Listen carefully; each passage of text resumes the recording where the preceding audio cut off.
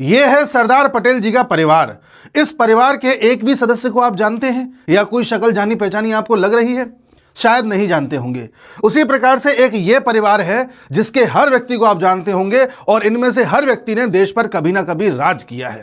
यह स्थिति तब है जब 1946 में वोटिंग हो रही थी तो कांग्रेस कमिटीज में से एक भी कमेटी ने नेहरू जी को वोट नहीं दिया था और 15 में से 12 कमिटीज ने सरदार पटेल जी के पक्ष में वोट दिया था और 3 कमिटीज ने किसी को भी वोट नहीं दिया था।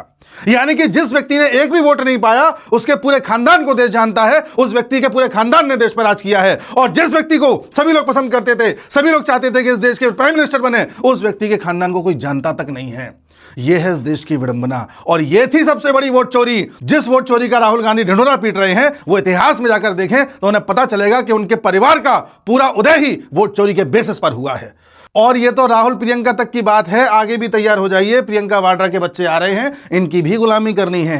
इस तरह से वोट चोरी के बेसिस पर एक परिवार ने इस देश पर राज किया और करता चला आया, आज भी देश को भ्रमित कर रहा है। लेकिन जब जब इस देश में सरदार पटेल जी की बात करी गई है तब तब कंट्रोवर्सी खड़ी करने की कोशिश की गई है। याद कीजिए जब स्टैच्यू ऑफ यूनिटी को तैयार किया गया था तो कई ऐसे लोग सामने आए जो ये कह रहे थे कि इतना पैसा बर्बाद कर दिया है, इससे अच्छा तो अस्पताल बना देते, इससे अच्छा स्कूल बना देते।